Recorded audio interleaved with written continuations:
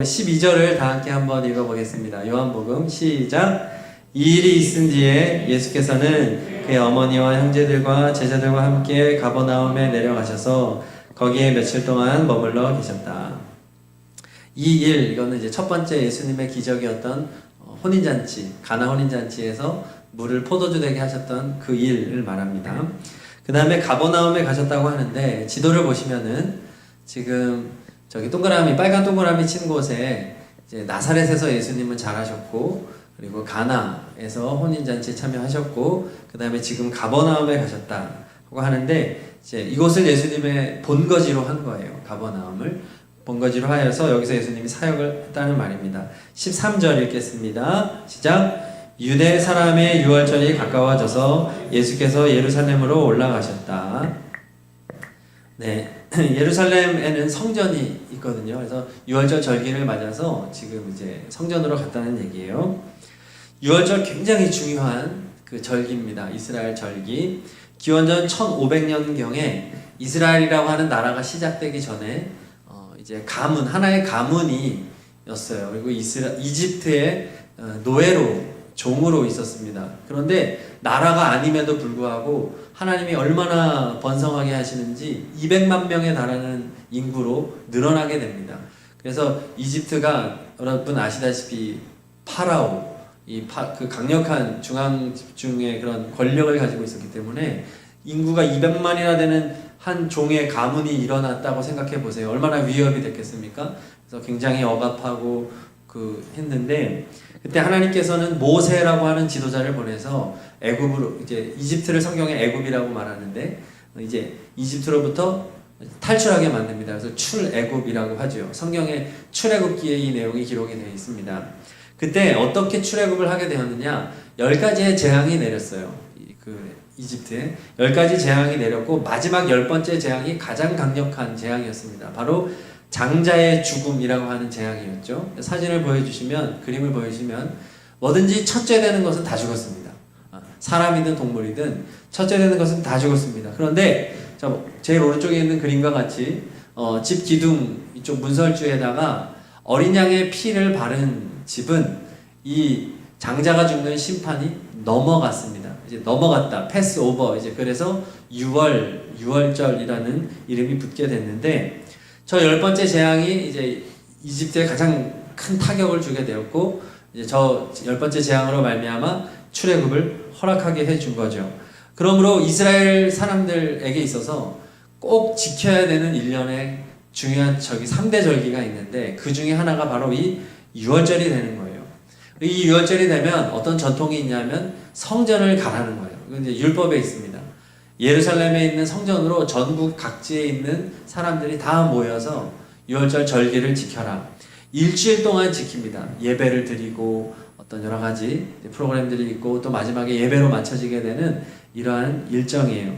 그런데 이 당시에는 이동이 사람이 걸어서 이동을 해야 하고, 그 다음에 가족 단위로, 친척 단위로 대그룹을 이루어서 이동을 하기 때문에 어린이들도 있고 하는 민족적인 대이동이 일어나기 때문에, 지금 아까 지도에서 보셨던 나사렛 그쪽 북쪽에서 남쪽에 예루살렘까지 가는데 일주일은 잡아야 되는 거죠. 아이들이랑 다 데리고 천천히 걸어가야 되니까.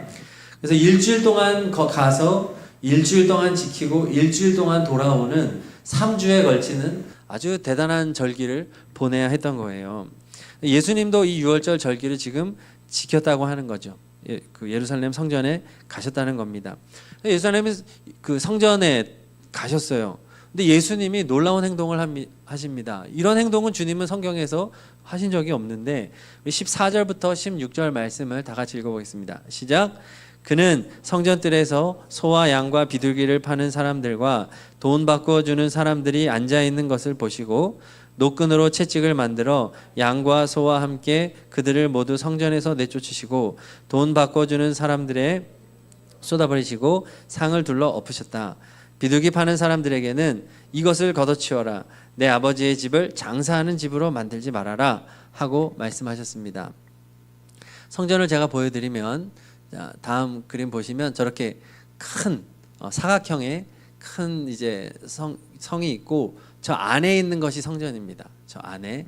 그래서 저 안에 있는 곳은 유대인들만 들어갈 수 있었습니다. 근데 그 바깥쪽에 이제 저기 지금 말하는 성전들이 저 바깥에 있는 외곽 지역을 말을 하는데, 저곳에서는 이제 이렇게 소와 양 제사를 드리기 위해서 필요한 소나 양을 팔기도 하고 또 환전을 해주기도 하는 이러한 곳인데, 예수님이 저곳에 가셔서 지금 굉장히 분노하는데, 이제 하나 그림을 보시면 다음 화면을 넘겨주시면 주님께서 저렇게 완전히 정신 나간 사람처럼 노끈을 이제 채찍으로 만들어 가지고 막 후려치면서 막 비둘기나 이런 짐승들을 다 이렇게 내쫓고 또 환전상의 돈을 막 쏟으시면서 소위 난리를 피우시는 거죠. 이건 경찰이 와야 되는 상황인데, 지금 주님께서 아주 분노하는 장면이 지금 오늘 본문의 말씀인 겁니다. 자, 그런데 이해가 안 되는 게 뭐냐 하면은, 그 성전에서 제사를 드리려면은 소나 양이 필요하단 말이죠. 필요한데 멀리서부터 지금 유월절을 지키기 위해서 일주일 동안 또는 아예 이방 나라에서부터 이렇게 이 명절을 지키기 위해 오는 그런 유대인들도 있었고, 또 이방 나라 사람이 유대교로 개종을 해서 하나님 앞에 예배를 드리려고 할 때에는 소나 양을 가져올 수가 없단 말이죠. 그러므로 이런 데서 소나 양을 파는 것은 사실은 제사를 돕기 위한 거예요. 돕기 위한 건데 예수님은 왜 이토록 분노하시냐 말이죠.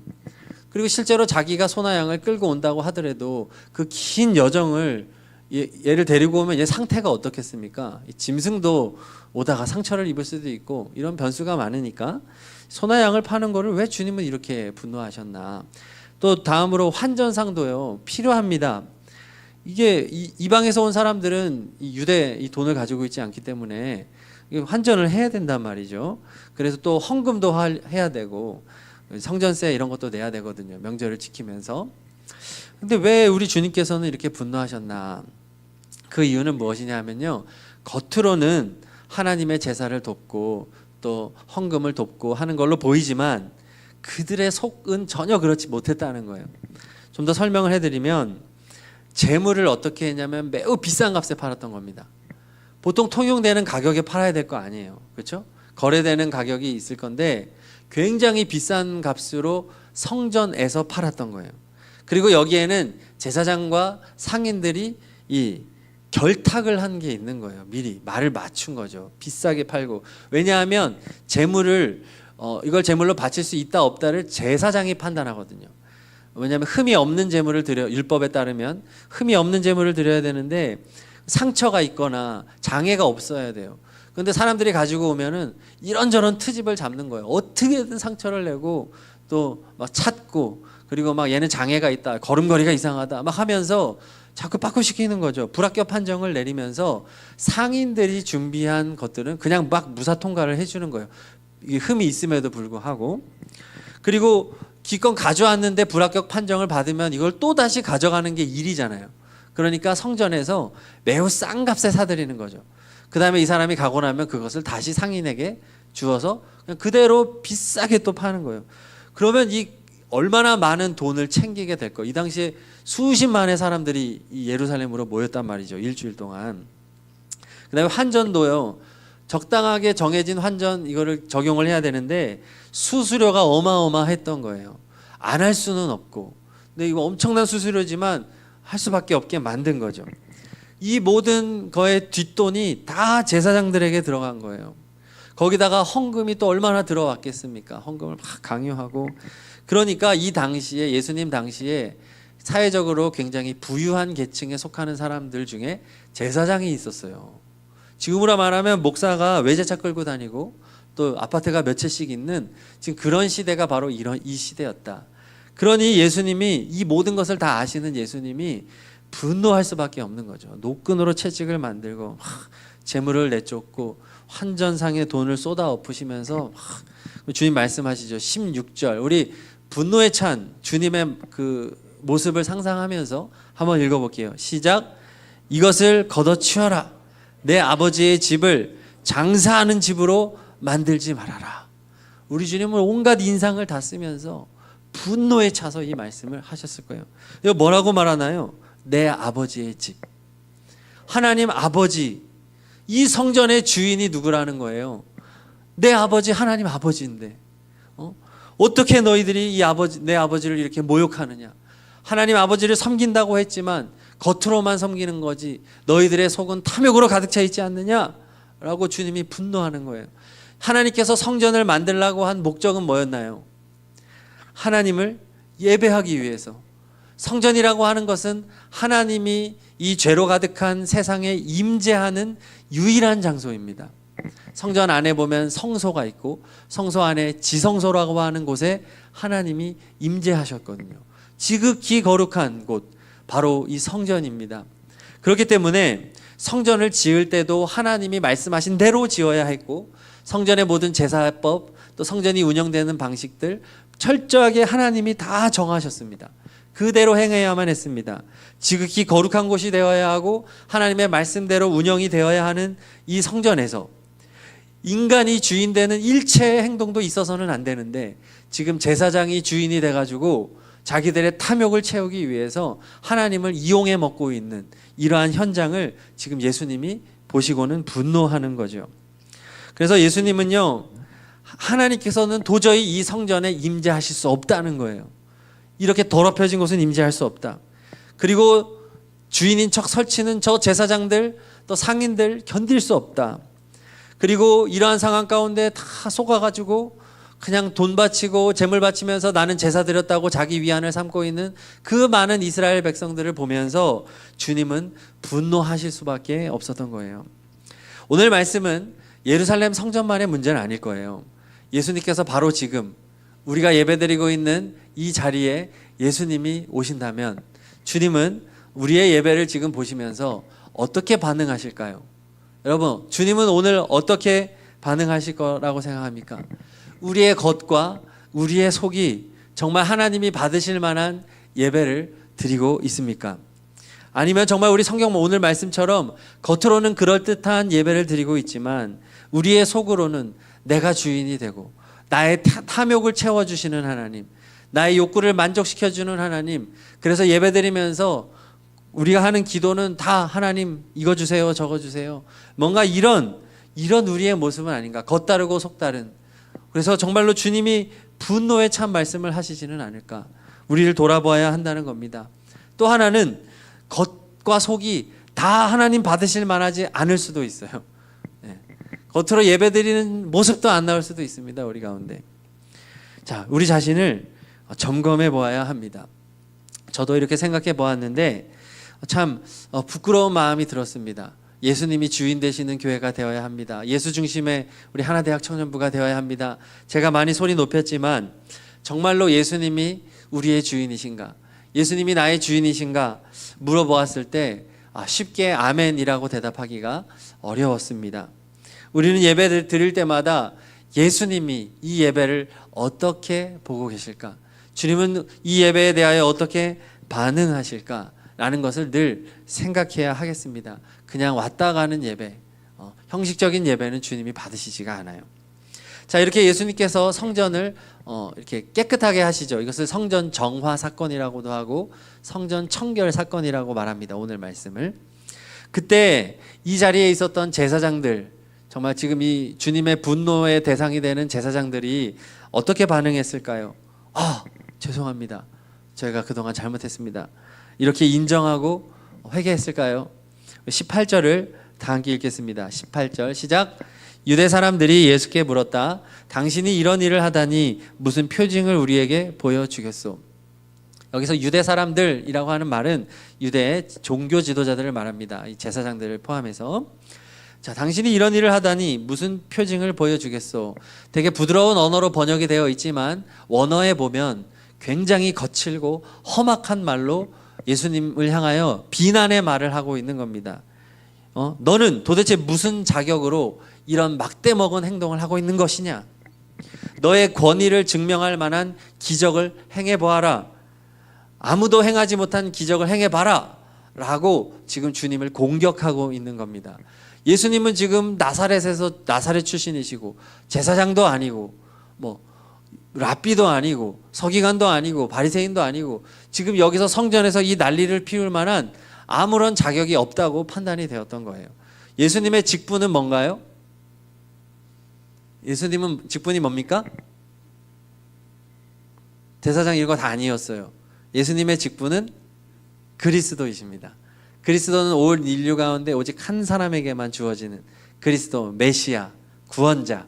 예수님은 지금 구원자, 그리스도의 직분으로 이 일을 행하시고 있는데 지금 이 대제사장을 비롯한 종교 지도자들은 그걸 전혀 못 알아보기 때문에 주님을 향해서 지금 화를 내고 있는 거죠.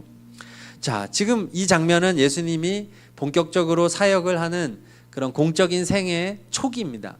그래서 다른 복음서에는 예수님이 십자가에 달리실 때 이 일을 행했다고 나와요. 그때도 유월절이거든요. 근데 요한복음은 예수님은 그때만 이 일을 행한 것이 아니라 예수님은 첫 번째 사역을 시작하던 유월절에도 똑같이 이 일을 행하셨다라고 지금 하는 거예요. 그러니까 예수님이 3번의 유월절을 지키셨어요. 공적 생애 때. 첫 번째, 마지막 때에 지금 이렇게 성전을 정화하는 사건을 합니다. 십자가에 달려 돌아가실 때도 똑같이 이렇게 분노하셨어요. 예수님은 이제 공생애를 시작하시면서 종교 지도자들에게 지금 처음으로 반기를 들고 일어서신 것입니다. 당대의 누구도 대항하지 못했습니다. 그 권력을 가지고 있던 헤롯 로마가 세운 분봉왕 헤롯도 예수님에게 이 제사장들에게 함부로 못했습니다. 눈치 봤어요. 총독, 빌라도 총독, 이런 총독들도 제사장들에게 함부로 못합니다. 그런데 예수님은 전혀 두려워하지 않습니다. 그리스도의 권위로, 하나님의 아들의 권위로 지금 당당하게 말하고 있는 거죠. 자, 주님은 표징을 보여달라, 기적을 보여달라고 하는 제사장들의 요구에 이렇게 답변합니다. 19절 읽습니다. 예수께서 그들에게 말씀하셨다. 이 성전을 허물어라. 그러면 내가 사흘 만에 다시 세우겠다. 그리고 21절도 읽어보겠습니다. 시작. 그러나 예수께서 성전이라고 하신 것은 자기 몸을 두고 하신 말씀이었다. 예수님이 내가 너희에게 기적을 보여주겠다. 그게 뭐냐? 성전을 허물어라. 그러면 내가 사흘 만에 다시 세우겠다. 이 성전은 당시에 분봉왕이었던 헤롯 왕이 세워준 성전입니다. 왜냐하면 헤롯 왕은 정치 인물이었기 때문에 유대인들이 성전에 대하여 얼마나 애착을 가지고 있는지를 알고 있어서 유대인들의 마음을 사기 위해서 성전을 지어준 거예요. 그래서 헤롯이 지어줬다 해서 헤롯 성전이라고 말합니다. 첫 번째 성전은 솔로몬 성전이었고 그 다음에는 포로에서 귀환하고 스룹바벨이 지은 스룹바벨 성전이고 그것도 허물어지고 지금 헤롯 성전을 짓고 있는데 현재 46년 동안 이 헤롯 성전을 짓고 있는 상황이에요. 아직 완결이 안 됐어요. 헤롯 성전은 무려 85년 6년 걸려서 83년인가 걸려서 만들었어요. 굉장히 웅장하게, 굉장히 큰 돌들로 헤롯이 유대인들의 환심을 사기 위해서 지어졌고, 유대인들은 이 헤롯 성전을 굉장히 자랑스럽게 여기고 있었던 때에 예수님께서 성전을 가리키면서 야, 니네가 이렇게 자랑스럽게 여기는 성전을 허물어 봐라. 내가 단 3일 만에 다시 세울 것이다. 도저히 이해할 수 없는 말을 하는데 이것은 예수님 자신의 몸을 두고 하는 말이라는 거예요. 그러니까 이제는 성전이 뭐냐? 너희들 눈에 보이는 건물이 아니라는 거예요. 예수님 자신이 성전이다라고 지금 선포하는 겁니다. 하나님의 아들 예수님 그리스도가 성전이 되어서 너희들이 성전을 허물어라. 이것은 십자가에서 나를 죽여라. 너희들은 나중에 나를 죽이게 될 거야. 3년 뒤에. 그러면 내가 3일 만에 다시 세울 것이다. 바로 3일 만에 죽음을 이기고 다시 부활하게 될 것이다. 너희들이 보게 될 기적은 바로 내가 십자가에서 죽고 3일 만에 다시 부활하는 것이야. 지금은 아니고 3년 뒤에 보게 될 거야 라고 주님이 말씀하고 있는 겁니다. 그러니까 오늘은 이제 예수님이 성전이라고 하는 개념을 바꾸는 거예요. 아주 웅장하고 그렇게 유대인들의 마음을 샀던 그런 화려하고, 그리고 이곳에서 수많은 짐승들이 이렇게 거래가 되어지고 제사가 끊임없이 드려지고 환전상들이 정신없이 돈을 바꿔야 하는, 그러면서 모든 사람들은 우리가 지금 유월절 절기를 엄청나게 잘 지킨다고 생각했지만 사실은 그게 아니었다라고 하는 거죠. 하나님이 받으실 만한 예배는 아니었다. 진정한 성전은 바로 예수 그리스도다라고 말을 해주고 있는 거죠. 그리고 이제 예수님이 이제 공생애를 시작하시면서 이제 본인이 움직이는 성전이 되셔서 온 이스라엘을 돌아다니시면서 사람들을 만나 주십니다. 사마리아에도 가시고 갈릴리 지역에도 가시고 아주 구석구석 다니시면서 예수님 자신이 성전되어 그 소외된 사람들을 다 만나 주시죠. 그리고 예수님을 그 마음의 주인으로 모신 사람, 우리가 예수님을 믿는다고 하지 않습니까? 그럼 우리가 예수님을 주인으로 모셔드리면 우리의 마음에 예수님이 계십니다. 그럼 예수님이 우리 안에 계시기 때문에 우리도 뭐가 될까요? 성전이 되는 겁니다. 고린도전서 3장 16절을 읽겠습니다. 시작. 여러분은 하나님의 성전이며 하나님의 성령이 여러분 안에 거하시는 것을 알지 못합니까? 여러분이 하나님의 성전이다. 왜냐하면 여러분 안에 예수님이 거하시기 때문이다 라고 말하는 거예요. 청년 여러분, 우리가 지금 믿어야 하는 진리, 가장 위대한 진리의 하나는 예수님이 여러분 안에 살아계시다고 하는 것입니다. 그리고 예수님이 여러분들 안에 거하심으로 여러분들 한 사람 한 사람이 성전이 되었다는 말입니다. 이것이 얼마나 위대한 말인지를 여러분들이 아셨으면 좋겠습니다. 여러분은 하나님의 성전이다. 예수님이 공생애를 시작하시면서 성전을 이렇게 찾아갔다고 하는 것은 예수님의 관심이 성전에 있다는 것을 보여주고 있어요. 그러므로 지금 예수님의 마음은 어디에 있을까요? 관심이 어디에 있을까요? 당시에 그 화려한 헤롯 성전이 아니었습니다. 지금 이 땅에 있는 으리으리한 건물을 가진 화려한 교회가 아니라는 겁니다. 큰 건물, 좋은 시설들을 갖춘 교회, 수많은 성도들이 있는 교회, 그러한 곳에 예수님의 마음이 있지 않다는 거예요. 그럴듯한 예배를 드리고 종교적인 행위를 하는 곳에 예수님의 마음이 있지 않다는 것입니다. 예수님의 마음은 여러분들을 향해 있다는 겁니다. 여러분들의 마음을 주님은 지켜보고 계십니다. 여러분들 안에, 여러분들이 성전이기 때문에 여러분 안이 깨끗한지를 주님은 살펴보신다는 거예요. 그리고 여러분들 마음 속에 더럽혀 있는 것에 대하여 주님은 분노하신다는 겁니다. 우리가 오늘 여기서는 겉으로는 그럴듯한 예배를 드릴 수 있지만 주님은 여러분의 속을 다 아십니다. 여러분들이 어떤 생각을 가지고 지금 이 자리에 앉아 있는지, 여러분들이 일주일을 어떤 마음으로 보냈는지 예수님은 다 아십니다. 우리가 교회를 벗어나도 내가 성전이기 때문에, 우리는 항상 움직이는 성전이기 때문에 예수님은 항상 우리를 보시는 거예요. 여기 교회에만 나와서 1시간 동안 그럴듯한 예배를 드리고 문 밖을 나아가서는 세상 사람들하고 하나도 차이가 없는 인생을 산다면 여러분은 예수님이 거하는 사람이 아니죠. 우리 일상 속에서도 예수님과 함께 성전으로 살아가는 우리가 되어야 되는 겁니다. 자, 우리는 우리의 마음이 어떤지를 늘 돌아보아야 되는데, 문제는 뭐냐 하면 나도 내 마음을 잘 모른다고 하는 거죠. 내 마음을 잘 돌아보지를 않아요. 내 마음이 더럽혀 있다는 걸 몰라요. 그냥 큰 교회에서 화려한 예배를 드리면서 그런 어떤 화려한 조명과 음향 시스템과 막 뭐 엄청나게 많은 성가대와 찬양팀과 세션들 그리고 너무 잘 노래도 부르고 이렇게 예배를 그럴듯하게 드리면 사람들은 쉽게 착각할 수 있습니다. 나는 예배를 오늘 잘 드렸다. 그리고 무슨 어떤 찬양 집회를 간다든지 굉장히 실력 있는 그런 팀에 가면 거기서 그거를 소원으로 여기는 사람도 있고 막상 가서 막 눈물 흘리고 막 기도하지만 그거를 나는 예배를 잘 드렸다라고 생각하지만 예수님은 아니라고 말할 수 있다는 거예요. 내 마음이 어떤지 나도 잘 모르고 있다는 거예요. 그게 문제인 것이죠. 자, 우리 고린도후서 13장 5절을 한번 보겠습니다. 고린도후서 13장 5절 다 함께 읽습니다. 시작. 여러분은 자기가 믿음 안에 있는지를 스스로 시험해보고 스스로 검증해 보십시오. 여러분은 예수 그리스도께서 여러분 안에 계시다는 것을 알지 못합니까? 모른다면 여러분은 실격자입니다. 성경이 말하고 있어요. 여러분, 육체의 건강을 위해서 꼭 해야 되는 게 있습니다. 건강검진입니다. 여러분, 건강검진을 가면 특히 나이 드신 분들은 평생 동안 병원이라고 하는데 잘 안 가다가 이제 그 건강검진을 그래도 이제는 한번 가야 된다고 생각할 때 있잖아요. 어르신들. 그러면 엄청 두려워합니다. 막 무슨 죽으러 가는 사람처럼, 이거 건강검진하면 나는 암에 걸릴 사람처럼 갑니다. 왜 그렇죠? 자기 몸인데 자기 속을 모르는 거예요. 그러니까 두려움이 너무 큰 거죠. 분명히 어디에 무슨 문제가 있을 것 같은 거예요. 그런데도 건강검진을 꼭 받아야 됩니다. 내시경도 받아야 되고 입으로도 넣고. 그래서 아주 구석구석 잘 살펴서 내 몸에 어떤 문제가 있는 걸 발견했을 때 약을 처방을 받는다든지 필요하면 수술도 한다든지 해서 이 건강검진은 여러분 이제 아직은 여러분들이 이 필요성을 못 느끼겠지만 이제 건강검진은 정기적으로 그 나이에 맞춰서 미리미리 꼭 받아야 돼요. 돈이 들더라도.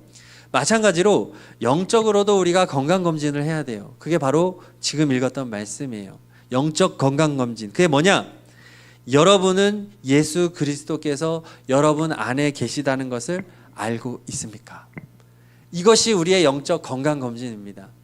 만약에 여러분이 여러분 안에 예수님이 살아계시다는 것을 전혀 느끼지 못한다면, 주님이 내 안에서 살아계셔서 내게 말씀하고 있고 주님이 나의 인생을 인도하고 계시고 내가 기도하면 응답해 주시고 내가 주님 앞에 어떤 궁금증을 가지고 계실 때 알려주시고 이러한 체험을 하지 못하고 그냥 살아가고 있다면 여러분들은 오늘 말씀에 따르면 실격자다.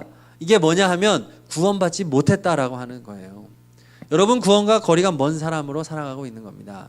아무리 그럴듯한 예배를 드려서 되는 거 아니다 말하는 거죠. 여러분, 여러분의 마음을 점검해 보셔야 합니다. 내 안에 예수님 정말 살아계신가? 주님이 내게 말씀하시는 것을 내가 듣고 있는가? 주님의 마음을 내가 느끼고 있는가? 주님이 아파하는 것을 내가 같이 아파하고 주님이 기뻐하는 것을 내가 같이 기뻐하고 있는가? 점검해 보아야 돼요. 유기성 목사님이라고 이제 선한목자교회 거기도 감리교회인데 이제 은퇴하셨습니다. 이분이 자기의 마음을 확인하는 4가지의 질문을 이제 설교 때 하신 것을 좀 같이 나눴으면 좋겠습니다. 자, 첫 번째 이 질문을 던졌어요. 원수도 사랑하게 되었습니까? 저분이 유기성 목사님이에요. 여러분 마음에 예수님이 살아계시다면 예수님은 여러분 마음에서 어떤 일을 행하느냐? 원수도 사랑하게 해준다는 거죠. 그래서 내 마음을 점검해요. 왜냐하면 예수님은 우리 마음에 미움이라고 하는 것을 버리시는 분이시거든요. 우리 마음 성전에서 미움과 예수님은 같이 있을 수 없습니다. 증오와 예수님은 같이 있을 수가 없습니다. 예수님이 우리 안에 살아계시다면 증오와 미움을 걷어내신다. 그래서 예수님을 믿게 되면 원수도 사랑하게 된다. 여러분 이것을 점검해 보라는 거죠. 두 번째, 더 이상 두려워하거나 염려하는 것이 없어졌습니까? 예수님과 같이 있을 수 없는 것 중에 하나가 바로 염려입니다.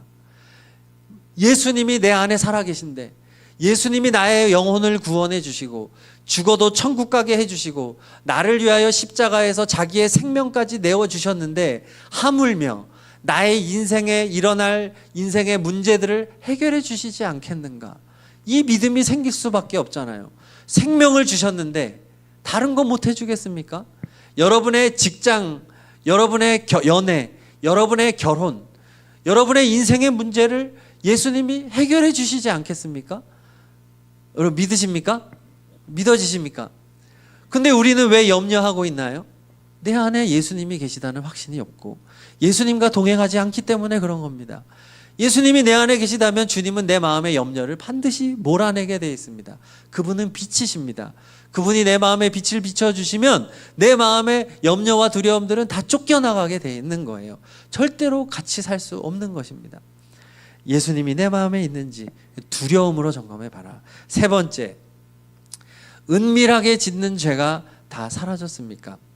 예수님이 나와 24시간 함께 하고 계시다고 한다면 아무도 보지 않을 때 정말 은밀한 시간, 은밀한 죄를 즐길 수가 있겠는가? 다른 사람들이 보지 않는다고 해서 내 마음대로 그런 타락의 시간을 보낼 수 있겠는가? 불가능하다는 것입니다. 예수님, 이것을 점검해 보라고 하는 겁니다. 내 안에 죄를 정말 죄와 싸우고 싶은 마음, 이러면 안 되지. 다시 기도하고 넘어졌더라도 다시 주님 앞에 나오고 우리 각자 약한 영역이 있어요. 사람마다 다 취약한 부분이 있습니다. 어떤 사람은 성적으로 약하고 어떤 사람은 돈에 약하고 어떤 사람은 권력에 약하고 어떤 사람은 사람에게 너무 잘 마음을 주고 사람을 쉽게 믿어버리고 또 어떤 사람은 너무 입이 싸해요. 입만 열면 그냥 다른 사람을 씹어대고 비판하고 이게 큰 죄거든요.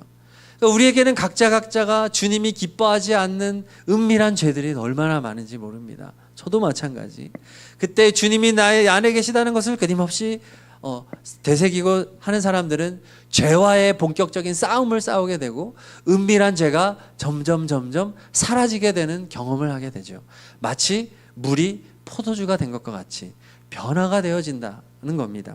자, 마지막 네 번째 질문. 이제는 더 이상 세상 것을 구하지 않고 하나님 나라를 구하고 있습니까? 예수님을 믿는다고 하는 것은 성공을 보장받는 삶을 사는 것이 아닙니다. 오히려 세상을 다 버리는 것입니다. 예수님은 우리에게 본을 보여주셨습니다. 예수님은요, 재산이 없었습니다. 예수님은 자기 집도 없었습니다.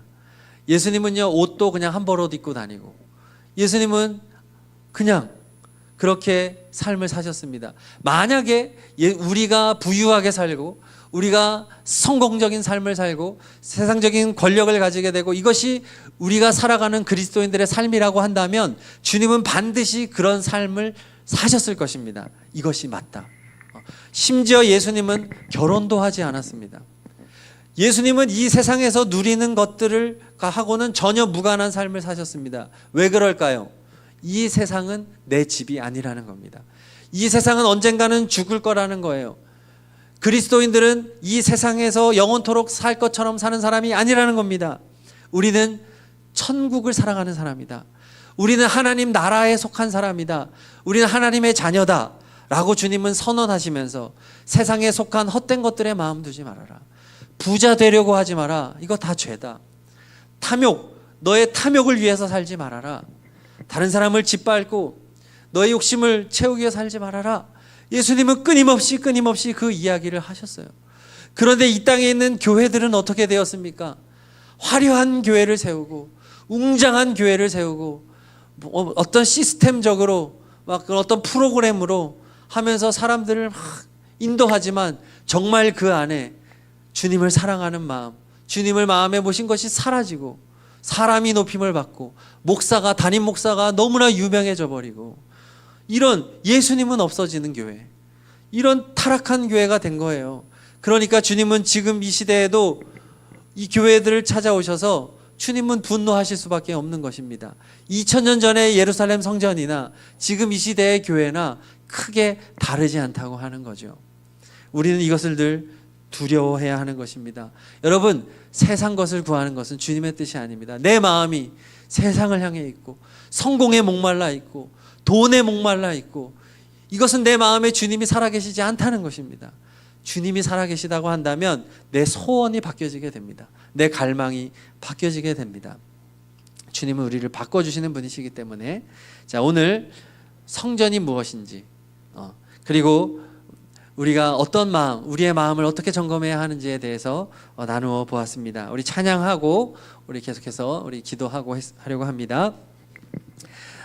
우리는 주님의 움직이는 교회입니다 라는 고백으로 우리 찬양을 하겠습니다. 우리는 주의 움직이는 교회, 이곳은 주님을 위한 자리, 내가 기도하는 모든 땅 위에서 하나님 예배 받을 그날을 고대하네. 나의 노래로 주님의 성전을 지으리 높임을 받으소서. 이스라엘의 찬송 중 거하신 주님은 거룩하십니다. 두 손 들어 주님의 보좌를 만들고 맘 다해 경배하라. 구름 날개 사이에 임하신 것처럼 내 위에 임하소서. 하나님 우리가 이곳에 섰으니 이 땅을 치유하소서. 하나님 우리가 어디에 있든지 주를 높이리다. 열방들아 주님을 송축할지어다. 그 발 아래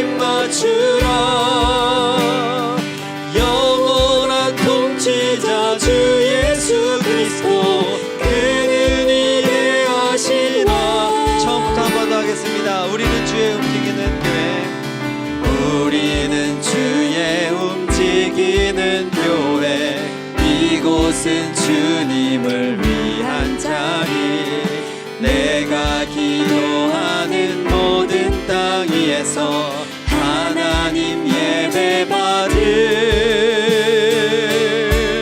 그날을 고대하네. 나의 노래로 주님의 성전을 드리 높임을 받으소서. 이스라엘의 찬송 중 거하신 주님은 거룩하십니다. 두 손 들어 주님의 보좌를 만들고 온 맘 다해 경배하라. 구름 날개 사이에 임하신 것처럼 내 위에 임하소서. 하나님 우리가 이곳에 섰으니 이 땅을 치유하소서. 하나님 우리가 어디에 있든지 주를 높이리라. 열방들아 주님을 송축할지어다. 그 말 안에 입 맞추라. 영원한 통치자 주 예수 그리스도 그는 위대하신 왕. 아멘. 우리 시간 기도할 때 내 마음은 예수님이 거하는 성전임을 고백합니다. 예수님의 말씀에 귀를 기울이고 예수님의 말씀에 순종할 때 나를 깨끗하게 해 주옵소서. 우리 말씀을 생각하면서 3분 동안 다 같이 기도하겠습니다. 하나님 아버지 감사합니다. 예수님은 성전이십니다. 또한 내 마음이 주님 계심으로 말미암아 거룩한 성전이 되었음을 고백합니다. 하나님 아버지, 우리들이 거룩한 성전 되기를 간절히 사모합니다. 아버지, 우리의 청년들의 마음이 예수님께서 받으시기에 합당한 겉과 속이 일치하는 거룩한 성전 되게 하여 주시옵소서. 하나님이 받으시기에 합당한 마음 되기를 원합니다. 내 마음에 예수님이 살아계신지 아버지 우리가 깨달아지기를 원합니다. 주님께서 내게 말씀하시고 나의 길을 인도하시는 것이 믿어지는 우리의 청년들이 되기를 원합니다. 예수님께서 우리의 삶을 지도하고 계시고 아버지 하나님 모든 두려움을 몰아내시며 영원한 천국에 대한 소망을 주시고 내 삶의 은밀한 죄를 다 멸하시고 아버지 세상 것 구하지 아니하고 하늘에 속한 신령한 것을 구하는 우리의 청년들이 되게 하여 주시옵소서. 예수님 감사합니다. 예수님 이 시간 우리를 불쌍히 여겨 주시옵소서. 예수님, 주님 우리의 빛이 되십니다. 주님 우리의 모든 것 되십니다. 할렐루야 할렐루야 할렐루야. 주님 우리의 빛이 되어 주시옵소서. 주님은 우리의 성전이 되십니다. 오 감사해 주님을 경배합니다. 주님 우리의 마음을 깨끗하게 하여 주시옵소서. 예수님 우리의 마음을 돌아보게 하여 주시옵소서. 주님이 받으시기에 합당한 성전된 예배를 드리는 우리 모든 청년들이 되게 하여 주시옵소서. 할렐루야 할렐루야. 주님 감사합니다. 주님 감사합니다. 할렐루야. 주님 감사합니다. 주님 인도하여 주시옵소서. 주님 빛 되신 주님 우리에게 임하소서.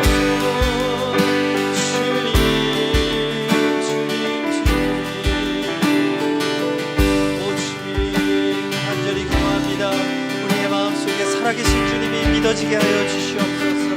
주님을 인격적으로 모셔드리고 우리의 삶을 다스려 주시옵소서. 아멘. 할렐루야 할렐루야. 아멘. 주님 감사합니다. 우리 시간 찬양을 하나 더 부르면 좋겠는데요. 오늘 가운들 찬빛에서 불렀던 곡 중에 예수 우리들의 밝은 빛 우리 한 번 더 부르시고 성찬식을 하도록 하겠습니다. 오늘 이 시간 빛 되신 예수님께서 우리의 마음에 비춰주시기를 원합니다. 여러분, 빛이 비춰지면 빛이 비추어졌다는 것을 보게 됩니다. 아침에 해가 뜨면 창문을 통해서 해가 떴다는 것을 알게 됩니다. 우리의 마음이 어둠 속에 살고 있지만 예수님께서 빛을 비춰주시면 예수님이 내게 빛을 비추어 주셨다고 알게 되어 있습니다. 예수님이 여러분 안에 살아계신 것은 반드시 알 수 있습니다. 주님은 믿음을 주시거든요. 노력해서 되는 게 아닙니다. 주님이 빛을 비추어 주셔야 주님이 믿어지는 겁니다. 우리 그러한 갈망을 가지고 우리 이 찬양 다 같이 불러보도록 하겠습니다. 빛 대신 주님을 바라보면서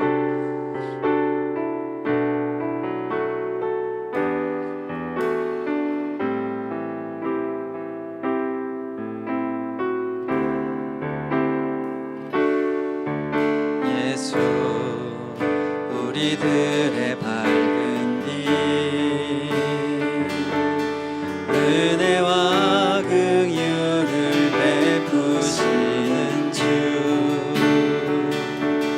그의 길을 따라가는 주의 자녀들에게 항상 밝은 빛을 비추시네. 그렇습니다. 그는 구원의 주 하나님 공의로 세상을 다스리시네. 주를 경외하는 자들에게 부어주시는 놀라운 주님의 영광.